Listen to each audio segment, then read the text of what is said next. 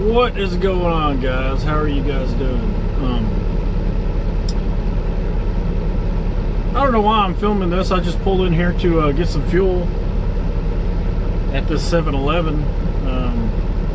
Stopped at the TA earlier and all the pumps were down, so I had to go down to the Petro. Of course, I get discounts at the TA, and I don't know why not the Petro, but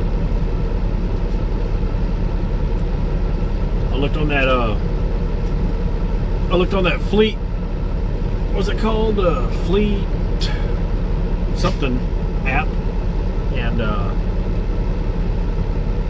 yeah, I was about paying full price at the Petro, so I only put in 60 gallons. So I knew this 7-Eleven would be discounted when I got down here to the south a little bit. Closer to Wichita Falls, and so that's what I'm doing. I'm getting some more discounted fuel, so I wouldn't have to pay that high price. Unfortunately, the TA pumps were down, and I didn't get the big discount this time. So, but we'll recover from it. This load currently, a little update. Hopefully I'll put out that video before this one, but if you didn't see that, my clutch fan, or my fan clutch froze. My fan clutch locked up on me, and went through the receipts, and I had that thing replaced about 8 months ago this year, and I went through my receipts, and it was what I thought. It was nighttime when it went out the last time, and I called a mobile mechanic, and he came over, and it was kind of cold, you know. It was early in the year. I think it was February or March. I think it was February, because I think it was before COVID. And anyways, he came out, and it was kind of cold, and it started raining while he started working on the truck. I mean, raining hard. I asked the dude, you know, I said, hey man, you want to take a break, you know, until it stops? He's like, no, I'll keep doing it. But anyways, you know, we went to get the part about an hour or two before that, before the sun went down.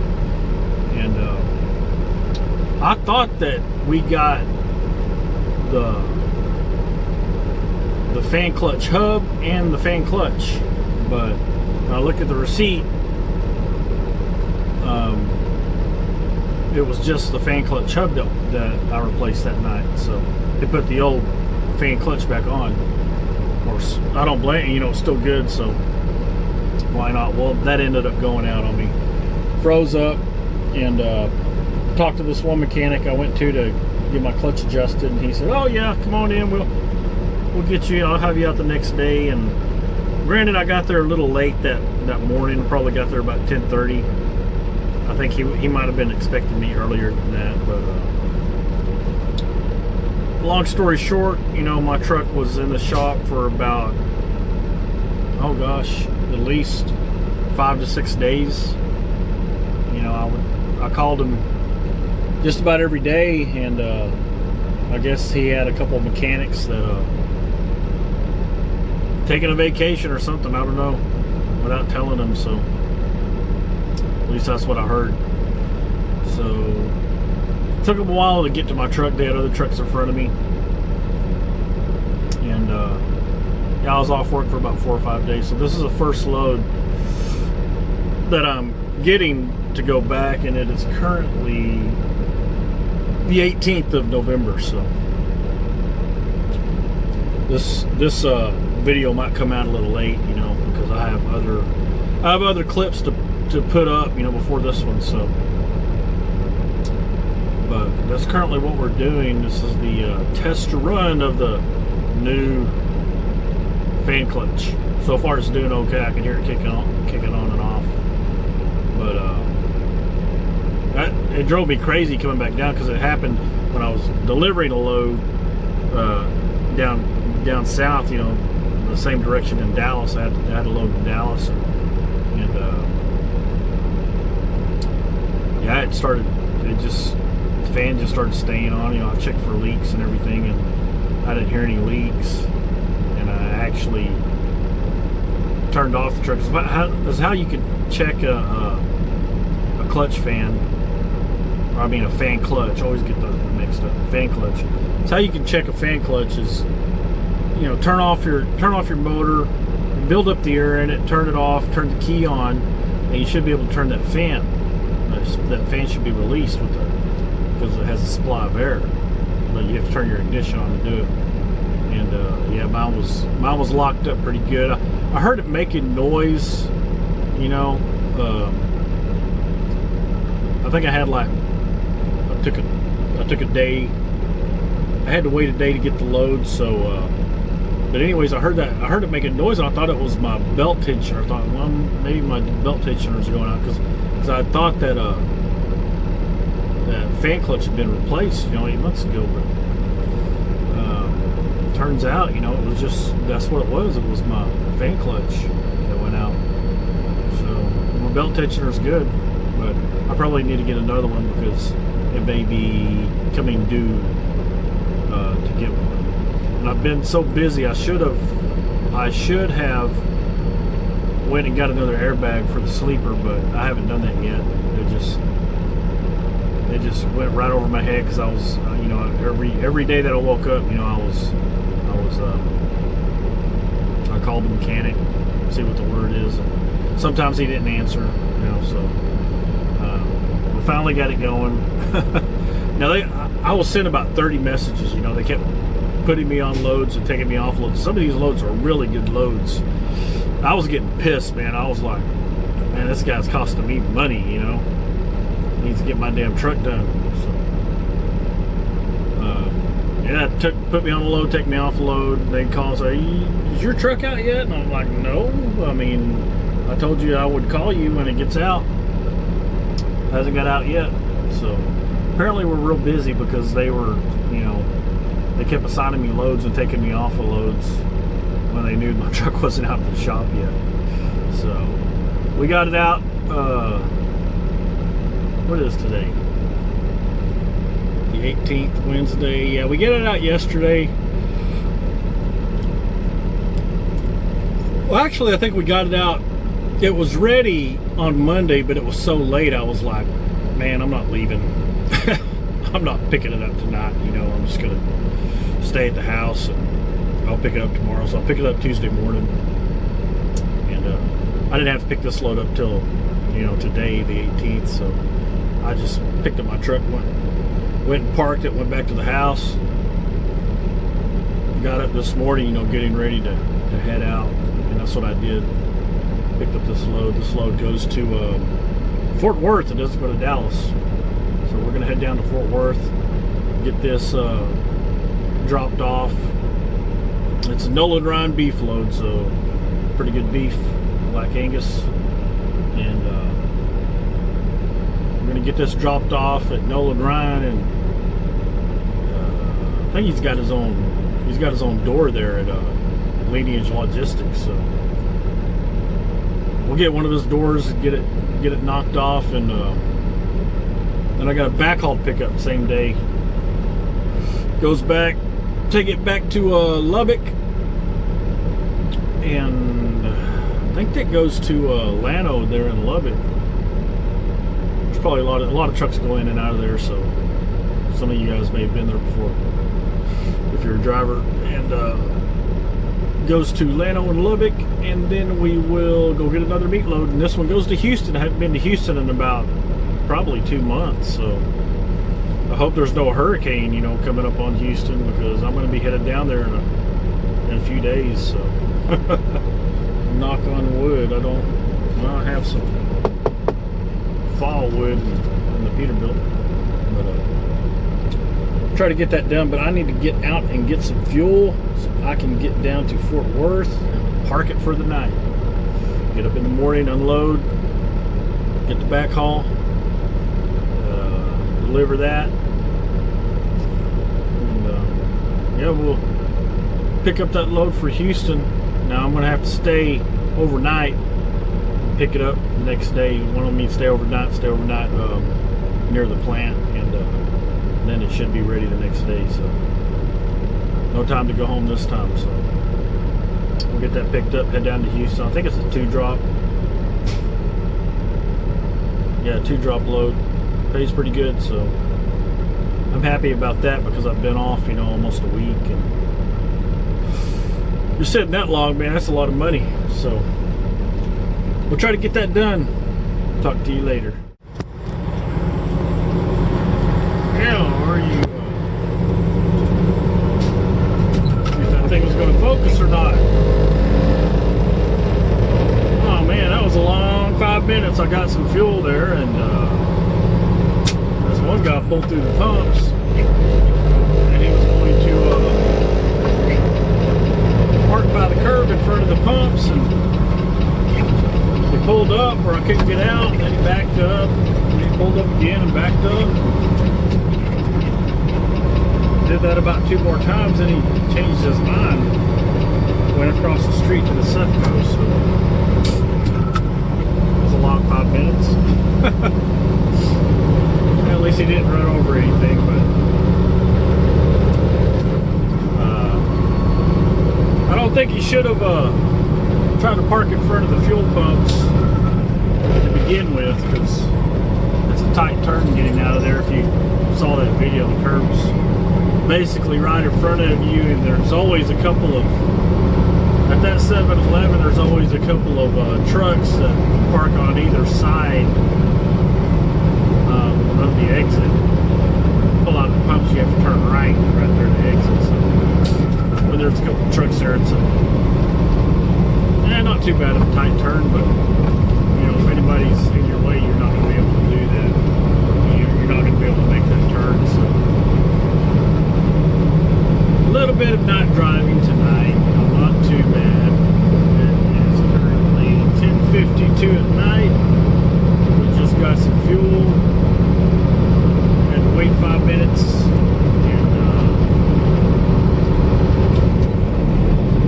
to get out of there. But we get out of there okay. I'm trying to be more patient with drivers that do stuff like that to get them in the way.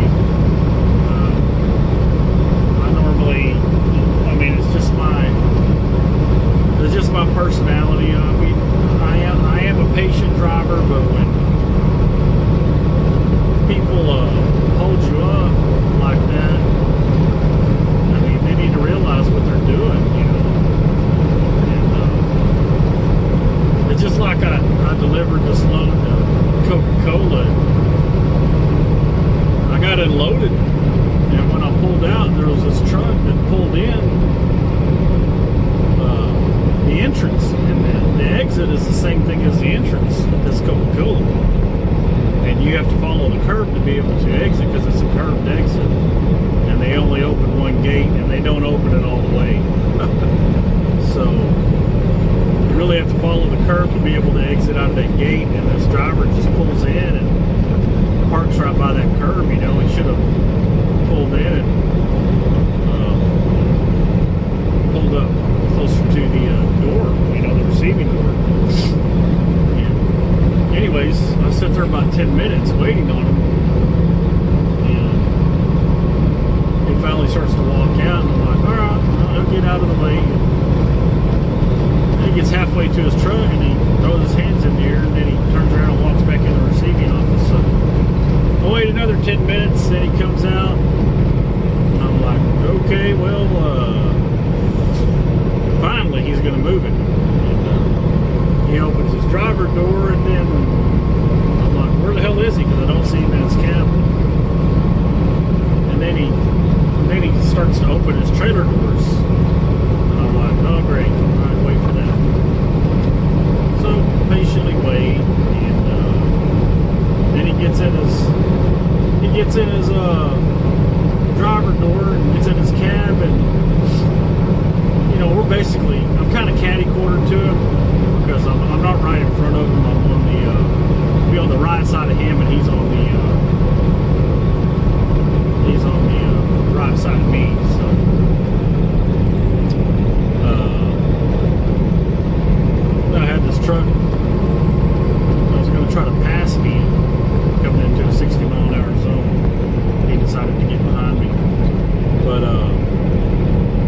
anyways, he gets in his cab, you know, and we're kind of catty corner. I can see right in his cab, he can see in mine. And he gets in there and just sits in there.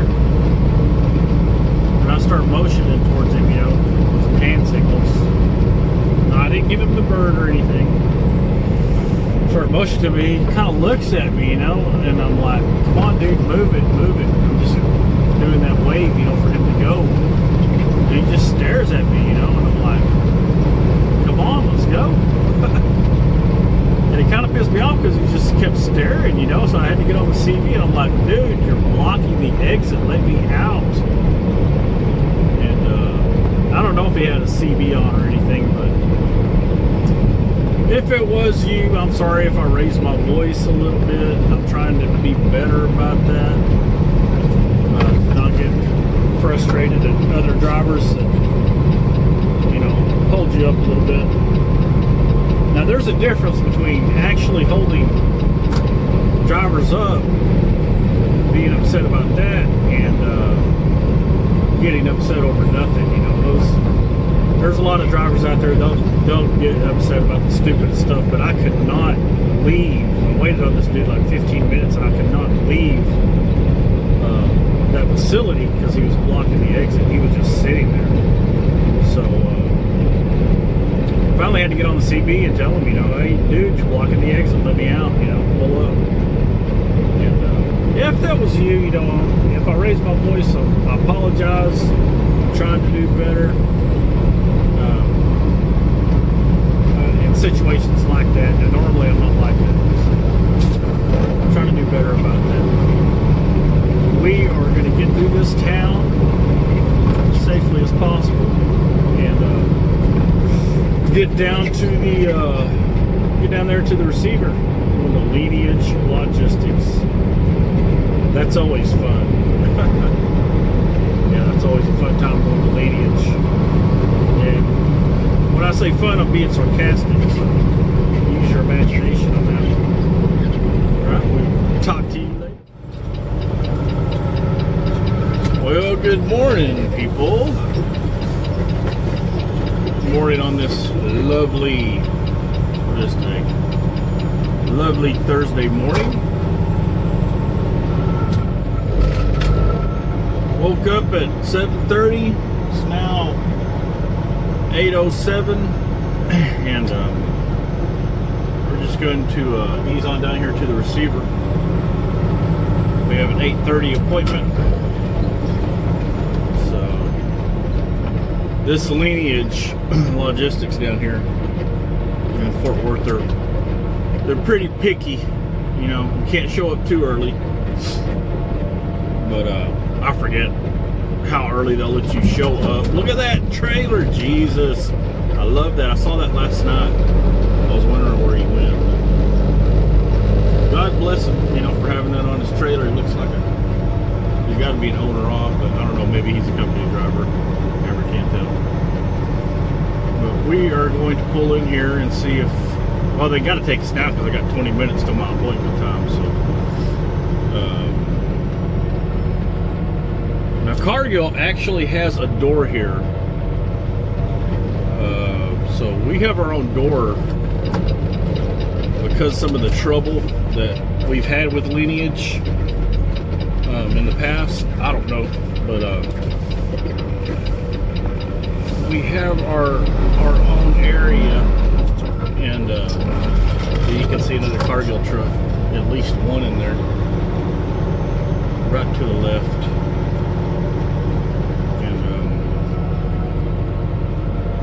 We have our own area, and we still pay was it Capstone? I think it's Capstone that we pay to lump the truck, but we will go in there, and we just have to deal with the security, so yeah, we don't have to mess with lineage. Now sometimes we do get a load from lineage, we deliver to the, because it's basically a cold storage. So sometimes we do deliver to lineage, or we even sometimes pick up from lineage. So, and we do go to Gordon too. So, but I think the one we go to is in Dallas. anyways, 8:10, an 8:30 appointment. We are here, and we will see. And I can never just roll up to a guard shack. It's always, I always have to wait. Always have to wait for some reason. There was this truck coming down the street behind me, and I'm like, yeah, well, I know he's coming over here. So I went ahead and pulled out and turned that corner, and sure enough, he's right behind me. So, and then there's like 2 trucks behind him. So those guys are going to have a little bit of a wait, but hopefully we'll be able to get in here. I don't think this guy's been here before, because he's asking where to go. Hell, dude, just pull over there to receiving and park it. Don't block the doors. That's the way it usually works.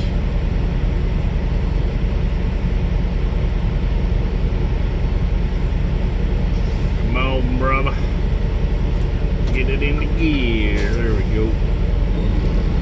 Now we will come up here and deal with security.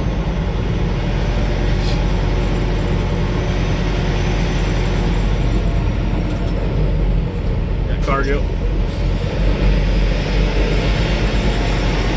See that they don't even ask us anything anymore. They're just like, cargo, go ahead. Which is pretty cool. Hold up there, Mr. Motorcycle Guy. Now, if I remember right, it's on the left-hand side over here. And we got our lumpers. Well, I don't know, I guess that's a driver right there.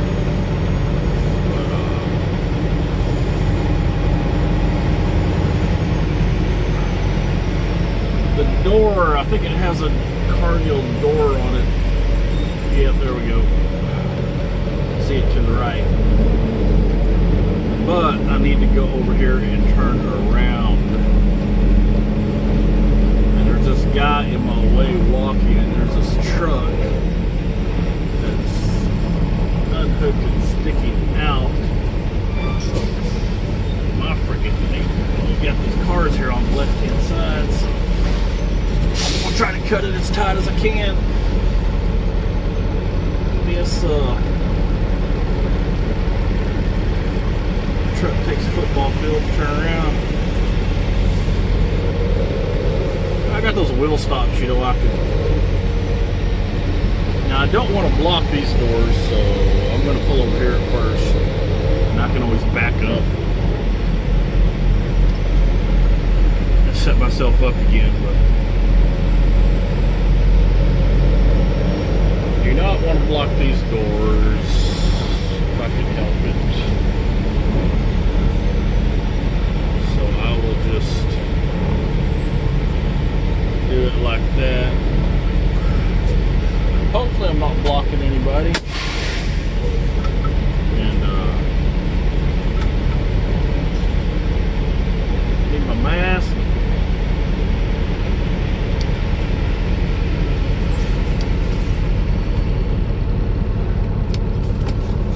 Safety vest.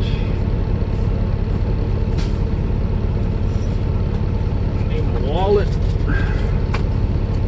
Always bring your ID unless you're for sure you don't need it.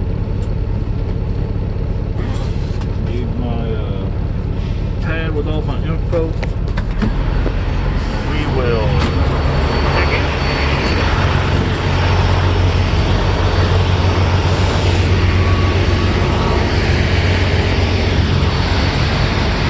Come on, horseman. It's gonna cost me a spot. Cost me a spot. Where's the fucking door? Oh, excuse me. Where's the door at? I know I had an eyeball on it.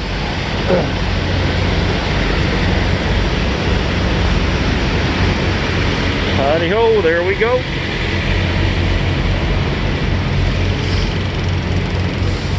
This is actually for Nolan Ryan beef. Nolan Ryan, he has his own beef company, and it's all Black Angus, but we'll get this done. All right. Well, let's see here. The Hirschbach is backed up down the side.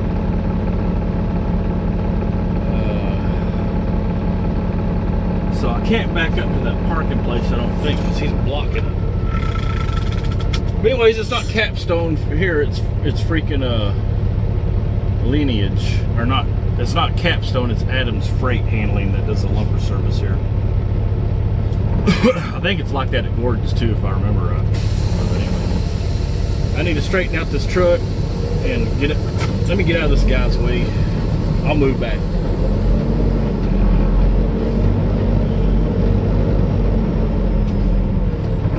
Let's see. I can't go forward there because there's the entrance. I'll be blocking those trucks. But, maybe I could go forward a little bit just so he can back up. That guy beside me was backing into a door, and we're double parked over here,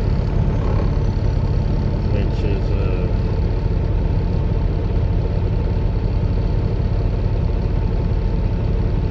now there's places down there on the other side where Lineage is where you can park your truck.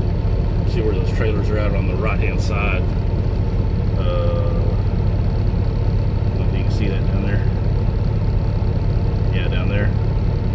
But down here, yeah, we don't have that room.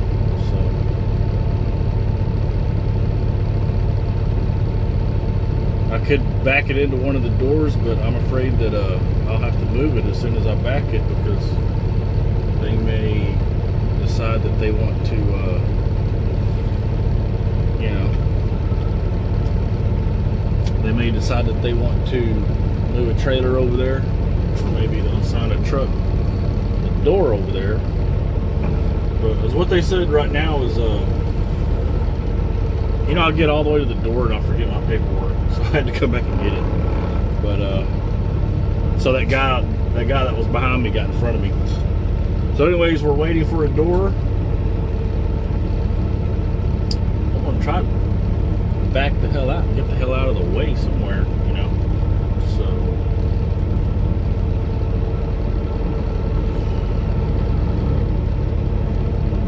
back up and get out of the way. But that freaking Hirschbach behind me, he's right in the way of that damn parking space back there.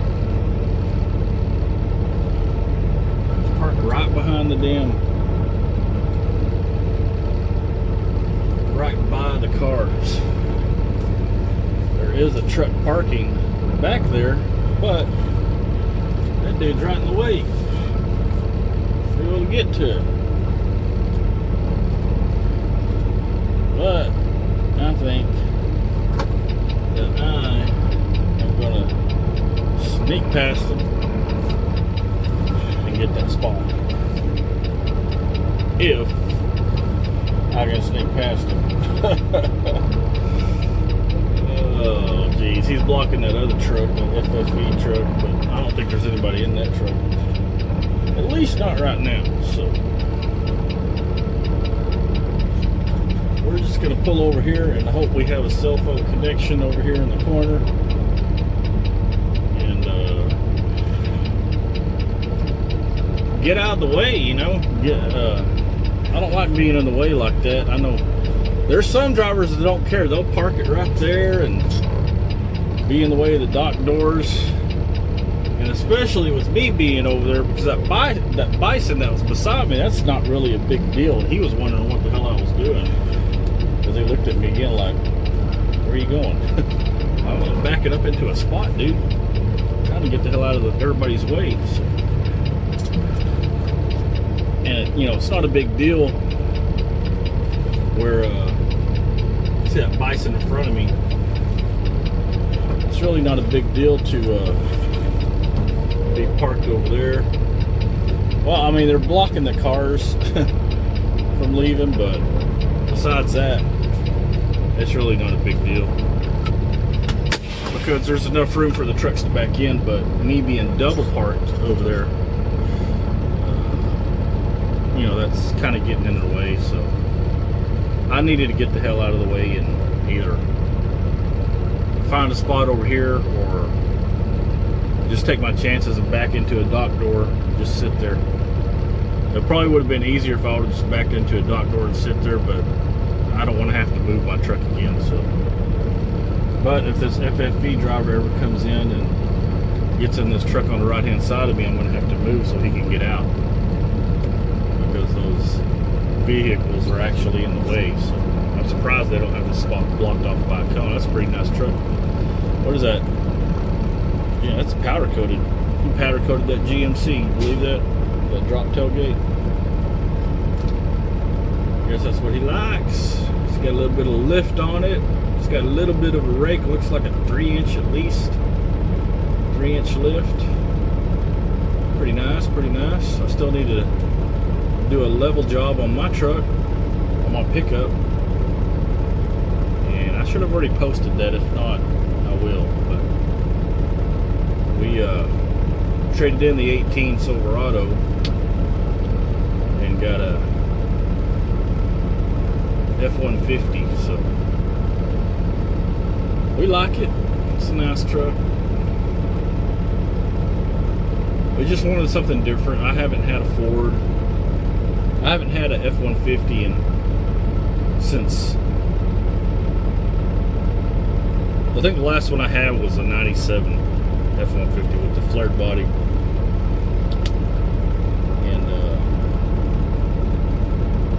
I think I got rid of that in 2003. Yeah, I got rid of the F-150 in 2003 and got a Silverado 2500, and had that, paid that off, and then I got that Silverado double cab.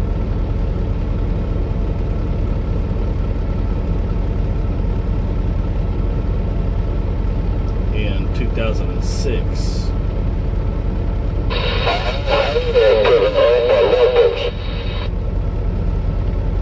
But hope you're doing well this morning, and little update. Talk to you later. Oh, little update. Trying to get out of Fort Worth, but yeah, it's backed up a little bit. It is about that time though. It's just around 5:30. I started on the east side of Arlington, so that's where I loaded at. So I was surprised I got through there pretty good, you know. And now we're just trying to get out of Fort Worth to try to make it to Lubbock, you know, home with Buddy Holly and the Dixie Chicks too. That's who else is from Lubbock. So it picks up a little bit, then it slows down. I think we're in some construction now, so we are on I-20 West, headed that way. Trying to get out of town here. But, you know, it's basically going to be probably this busy. Now, you know, that car in front of me is a ways up there, but I am loaded, so it takes me a while to get up to speed. Probably going to be like this, kind of heavy traffic until it's picking up a little bit now, but it's going to slow down again once I exit off on I-20. I am on I-20, but we have to exit and stay on I-20. And yeah, it's probably going to be like this until after Weatherford. Weatherford is probably about 15 to 20 miles from here. Traffic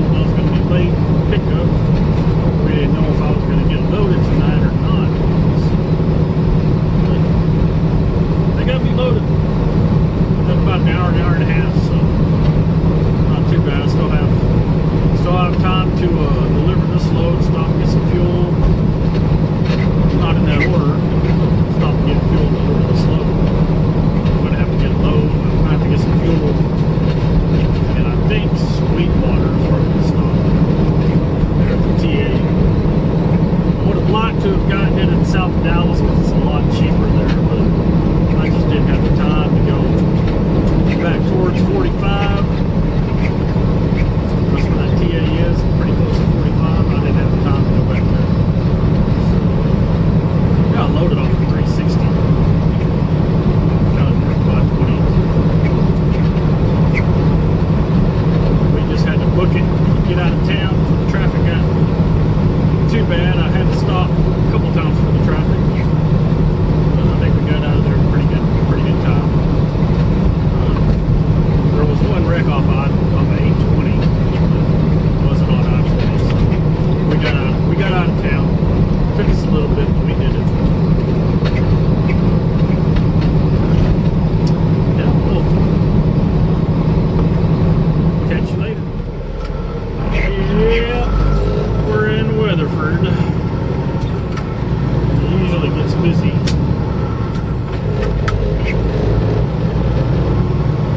This time of day, it is real busy today. Traffic is already stopped twice coming into it. It's rolling a little bit now, but all this emerging traffic kind of slows things down.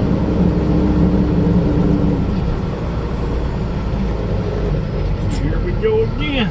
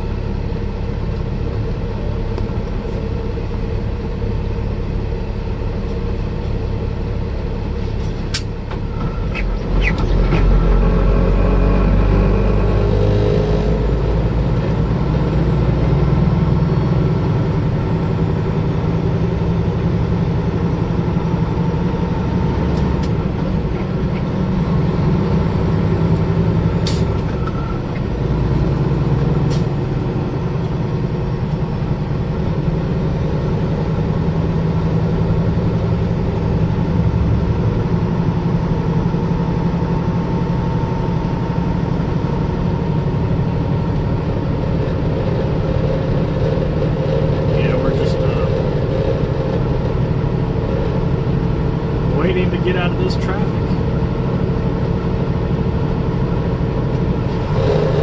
I think it'll clear up. About another mile or two, it should clear up.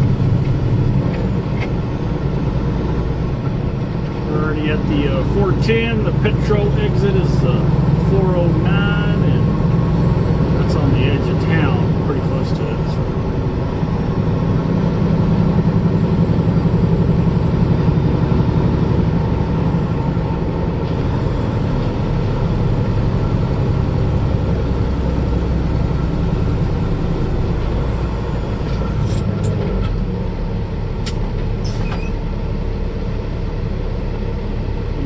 Slow down a few times before we get out of here.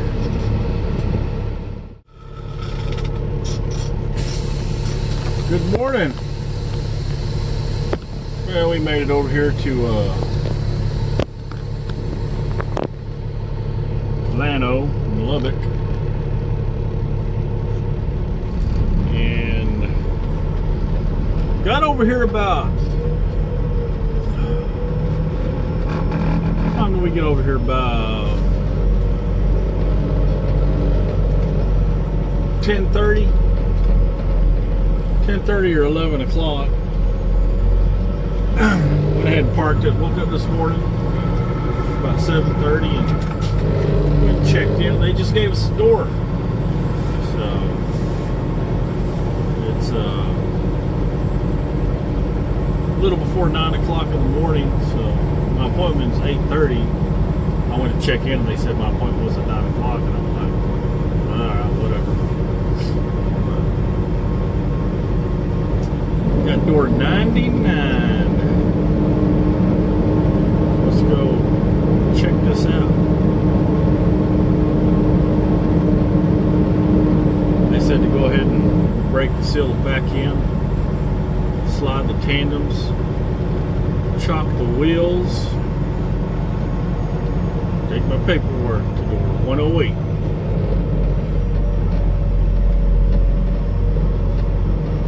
They said said do not go in. Check in at the bottom of the stairs. So maybe there'll be somebody down there. We got 99. When we get this off, we're going to, I've got to pick up another load that goes to Houston, but it's not going to be ready till tomorrow. So I think that's what I'm going to do is I'm going to go home and take a shower, restock my groceries, and head on down there later today. Get over to the plant tonight. That way I can take at 10 and be ready to go to Houston tomorrow.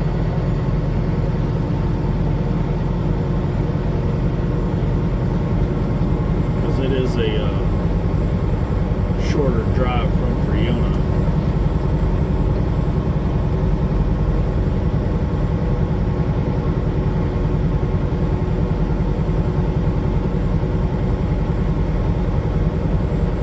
Way down here. But, you know, there's pretty good room to park as long as people aren't parked by the trailers.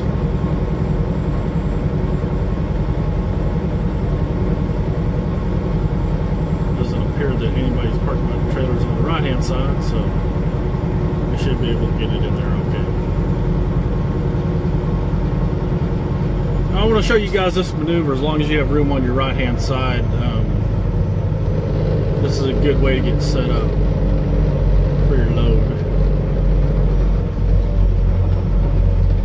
We have got to go right in between. That guy's still in 99. So we got to go right there, right by the stairs.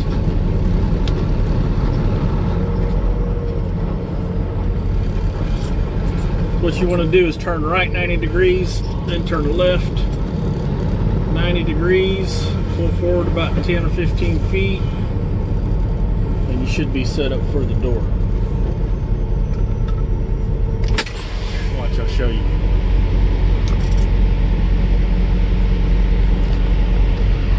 See where my trailer is? Set up to back up. That's all you want to do is just, when you do back up, get underneath it a little bit and then straighten it out, and it'll walk your trailer back into the hole. But let me go open my doors. Got the doors open. Now what we're going to do is, I don't know if you guys can see anything right there. We're just going to get underneath it a little bit.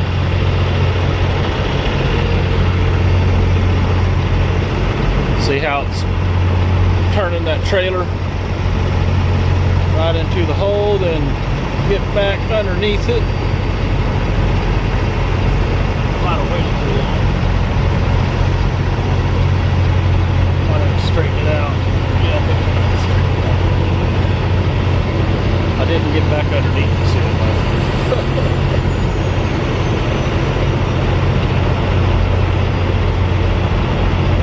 I might have pulled it close to these trailers.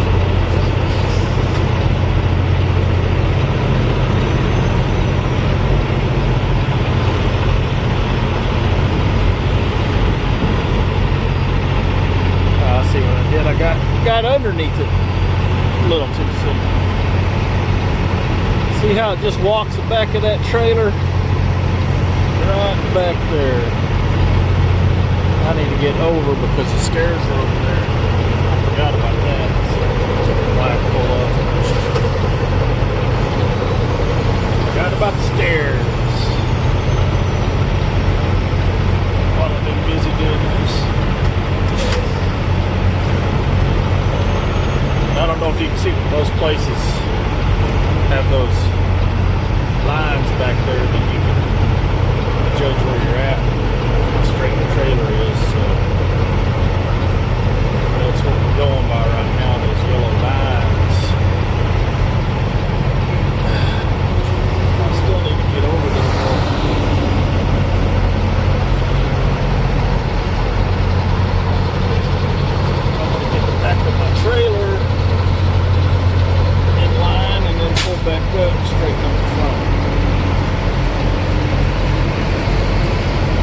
Not the best backup in the world, but a little bit of those tight spots, as long as you don't pull too close to the other trailers. You can hit that hole pretty good, you know, without having to know if you're gonna, without knowing if you're gonna mess with the other side, you know, the side you can't see. So it lines up your trailer going into the hole when you do it like that. Pretty good. You just got to get underneath it and then get back, get out from it, and then get back underneath it with your track in comparison to your trailer. So, with your truck in comparison to your trailer.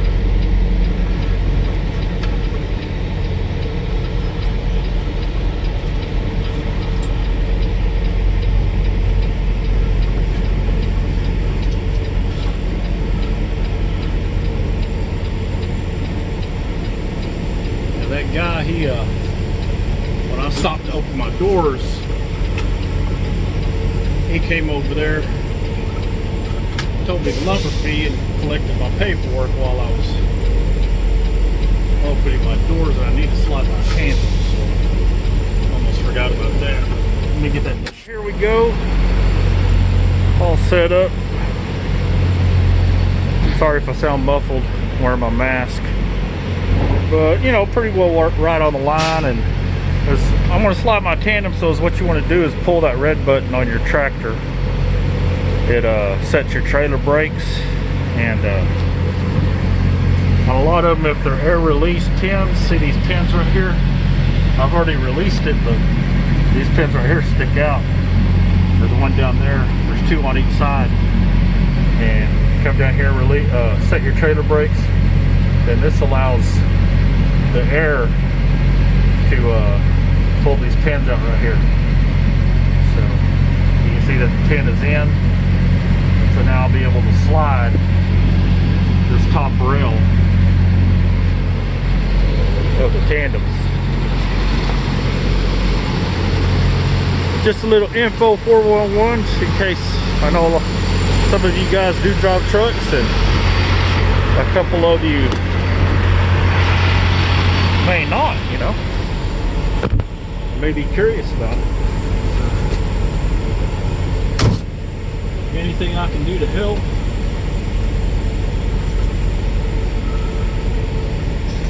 you know, if I think about it, anything I can do to help you guys out, you know, if you want to learn. And then you just pull your tractor up while your trailer brakes are set, you know, until it gets to the end of the rail there, and you can feel it stop. And then what you want to do is release your trailer brakes. Supplies air from the brake chamber, releases it. And on mine, I have a trailer brake handle on my steering wheel, so I'll go ahead and pull the trailer brake handle, back it up a little bit, and then you can feel it. You can feel those pins latch, because it won't go back any further. And then just back it into the door. You already set up for it. Doors are open. We'll just back it in slow, get a light tap to the door. There we go. Make sure I'm all the way against the door by letting on the clutch a little bit. Once I know I'm all the way against the door, go ahead and set my tractor brake and go chock my wheels, and that'll be it. Be ready to unload.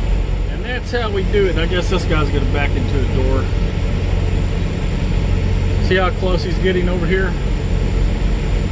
That'll give him, well, it depends on how he does it, but I think he's going to try to, just to angle it in at a,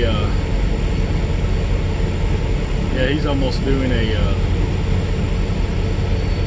no, he set up pretty good. I'll show you. See, he turned his tractor back to the left when he pulled up, and that's going to let him, it's easier for him to walk his trailer. The back of his trailer will turn to where he's wanting to go. And that's why I say when you turn 90 degrees to the right like that and then 90 degrees to the left, that sets your trailer up to turn into that hole. Wherever that hole is. Now the hole I'm talking about is the parking space that your trailer used to go. So it sets your trailer up to already be turning into that hole. And you just got to get underneath it a little bit, or turn into it and then get back underneath it.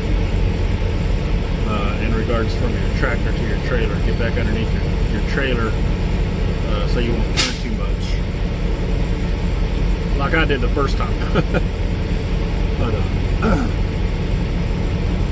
that's it for now. I need to call the broker, tell him the lumper fee. The lumper fee on this load is $195, so I'm going to call him, let him know the lumper fee, let him know I got a door or what door number, and we'll go from there.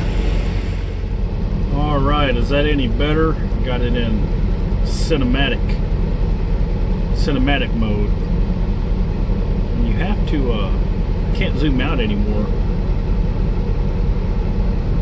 No, that's as far as it'll go on cinematic mode. I don't know if that's any better or whether it makes a difference or not, but it doesn't show that mount in that mode. Now, yesterday I didn't have that on, so I don't know why it's showing the mount on it this time when I turn it on, but put it in cinematic mode, it doesn't do that. But it's about an hour later. They have been unloading me, and called the broker and told him the price of the lumper fee.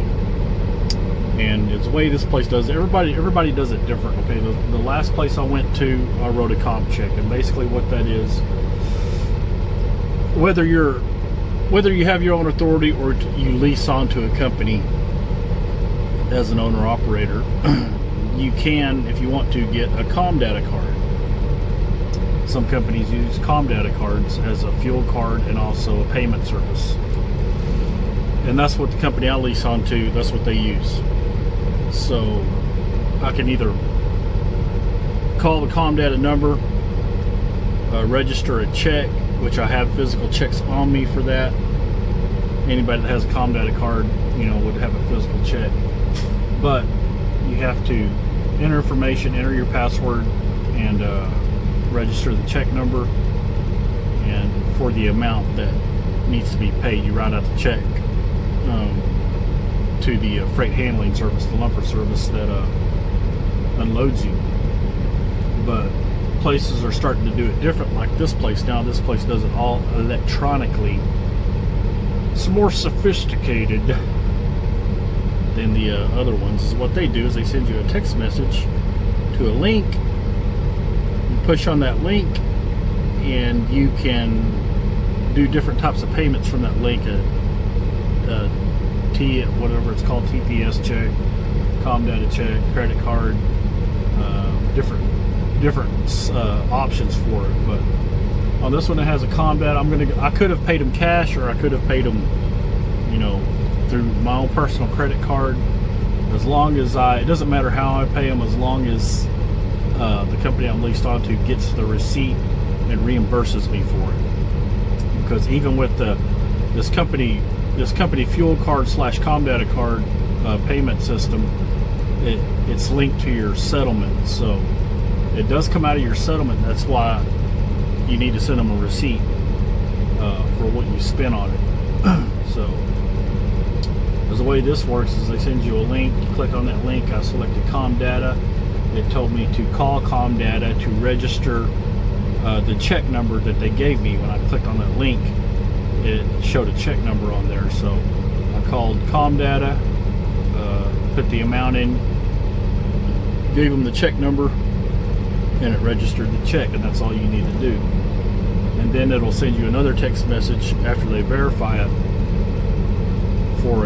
tell you that the payment was completed, processed, and how you want the receipt, whether you want it as a text message or an email. I opted for the email message. That way I can email my billing. That way I can email billing directly with the receipt and with the load number on the subject line, so that they know which load it's going to and the load's assigned to me. That way I can get reimbursed for it on my settlement. And that's basically how it works. And other places, you just have to write out you'd have to do the same thing. Call ComData, register the physical check number that's on the check that you have, write it out in pen, and you give the check to them. Now that check is not any good until they verify it. They have to get an authorization number. So they will get the check, they will call ComData to get an authorization number, they write it down, and then the check is good. And that's basically how it works. And this guy has a load of bagged potatoes that's backing up next to us. See there? Bagged potatoes. Usually when I had loads of potatoes, they were just on the floor. I've done a few of those loads, but yeah, that's it. We're just waiting for I think they're done unloading me. They just have to come out and give me my paperwork. And usually they want you to wait until, especially in today's times with this COVID going on, they want you to here he is right here. There you go, sir. All right, man, I appreciate it. Yeah, he gave me the paperwork, and he also gave me a receipt for the lumper service, which is cool, because some places, if you do it electronically, they won't give you a receipt. They'll just do it by email. But they did the right thing by giving me a physical receipt. That way I can actually send it, because we send our bills in electronically. We have that McCloyd app, and we send the paperwork and everything, any receipts we have for that load in electronically to billing. So that's what we're due. I'm done, so I can pull away from the door, close my doors, slide my tandems, and proceed to head out. From here, I'm just going to go back to the house and go take a shower, restock on groceries, and later on today I'll head out and go drop this empty trailer and wait on my load to get ready. Oh yeah, we're getting there. There we go.